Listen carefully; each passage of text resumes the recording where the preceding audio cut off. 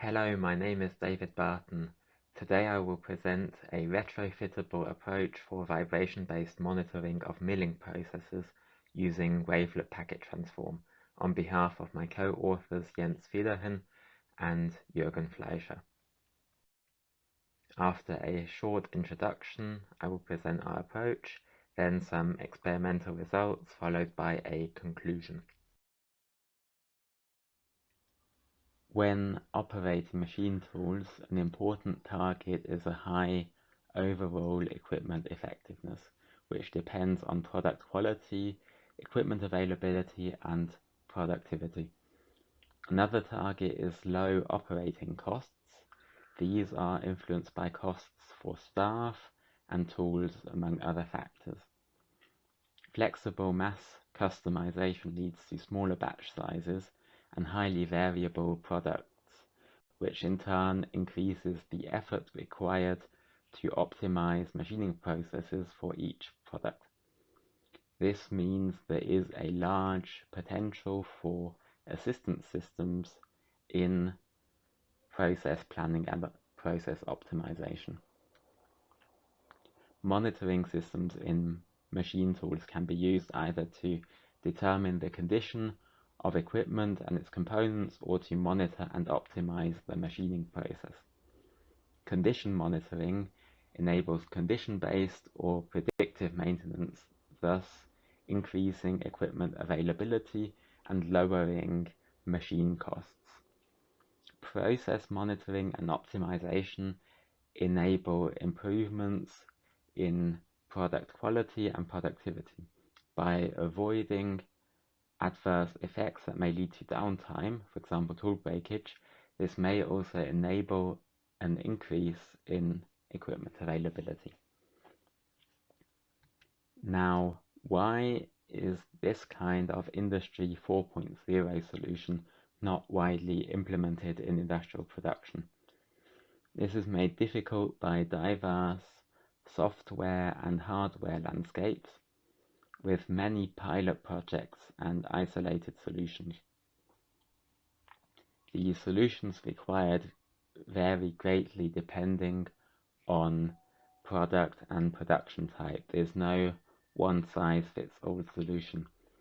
This is why modular, retrofittable solutions are needed. This contribution focuses on process monitoring, especially vibration monitoring in milling. Vibrations in machining significantly affect tool condition and surface finish of workpieces. Roughness is the result of several causes.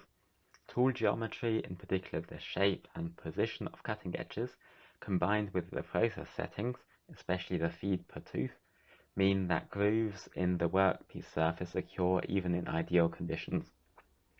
Axial and radial runout errors, as well as vibrations, further add to the surface roughness. Various methods have been used in previous research to predict surface roughness in turning and milling. Some are purely based on establishing an empirical relationship between process settings and roughness, using either response surface methodology or artificial neural networks. Others use either measured vibration signals alone or a combination of vibration and process settings to predict the resulting roughness. Our contribution demonstrates a retrofittable vibration-based solution for roughness prediction. Our approach is part of a modular architecture for retrofitting monitoring functions to existing machine tools. This architecture is centered on the machine. Data is processed locally. The analog data from an accelerometer is sampled by a data logger, which is connected to an edge device through an internal Ethernet network within the machine. Our vibration monitor is an edge application which can be deployed or configured via an app management program in the cloud. The user interface is web-based and can be viewed in a web browser from any device within the machine operator's IT network. Other functions can be added to the same modular system by installing the corresponding applications and adding data sources to the internal machine network if required. This is the main dashboard within the user interface of our application. The estimated surface roughness is displayed in each direction, X, Y, and Z. Depending on the milling process, not all directions correspond to a machined surface on the workpiece. The dashboard also includes the result of a chatter detection function and data from the machine control unit if available. However, this isn't the topic of this contribution. A threshold causes the background of the roughness value to change color. This can be modified by the user. The user interfaces include further views to display the measured values over time, change settings in the application, and add information about tools. The tool information may be used to determine thresholds automatically based on historical data. This hadn't been implemented yet though. The ideal position of the sensor for data acquisition depends on the machine type. In our example, the machine is less stiff on the spindle side of the process, so we fixed the sensor on the spindle. Some newer machines already include an accelerometer within the spindle. This could also be used for our approach. The vibration signal is spread over many frequencies. These are not all relevant for the resulting surface roughness. The relevant frequency band is extracted using Wavelet packet transform.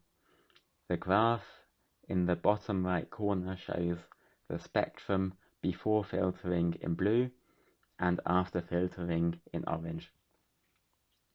The selected frequency band includes the blade passing frequency, which was 95 Hz in this experiment. The tool deflection is approximated by integrating the extracted signal twice. Surface roughness is estimated based on the peak values in the deflection signal. Now I would like to give a quick overview of our experimental results. The application was tested in face milling experiments on the machining center DMC60H. A block of steel was machined repeatedly, each experiment consisting of 8 cuts. These were separated by an axial offset of 0.5 mm to avoid recutting on the tool's backstroke, leading to the step-shaped geometry shown in the picture. Roughness was measured on each of the 8 surfaces using the handheld device MarSurf, and the experiment was repeated while alternating between 3 different feed rates until the inserts broke due to wear. The data from these experiments was processed as described in the previous section of my presentation. This figure shows an example of the signals from one of the cuts. The positive part of the vibration signal is shown in light blue, the estimated roughness in dark blue, and the running mean of the estimate in orange. The roughness measured on the workpiece using the handheld device is shown as a dotted green line. The estimate is close to 0 when the tool isn't in contact with the workpiece, apart from a bump at the beginning due to inertial forces. The mean of the estimated roughness is, in this case, very close to the measured value. This is an overview of the experiments. The estimates generally follow the measured reference values. The outlier in the experiment 4 corresponds to the last measurement point before the inserts broke, so we suppose this may be due to the fact the inserts were chipped. The larger relative error in the cases with a lower roughness may be due to the other causes of roughness, other than vibrations becoming more dominant. Now let's move on to my final slide.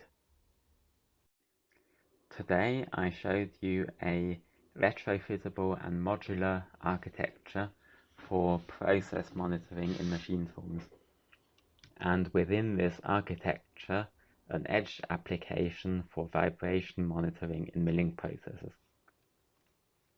The main focus within this application is an online estimation of surface roughness during machining. This application increases transparency in the manufacturing process, thus enabling a potentially improved quality feedback loop and low-cost, flexible process optimization. Further work is required to achieve a robust automation of the selection of relevant frequency bands for roughness estimation. Additionally, by collecting historical data on cutting conditions, as well as the resulting vibration and surface quality, data-driven predictions during process planning may become possible in industrial production. This all brings us one small step closer to reducing the gap in productivity between single parts manufacturing and mass production. Thank you for attending my presentation. I'm looking forward to the discussion.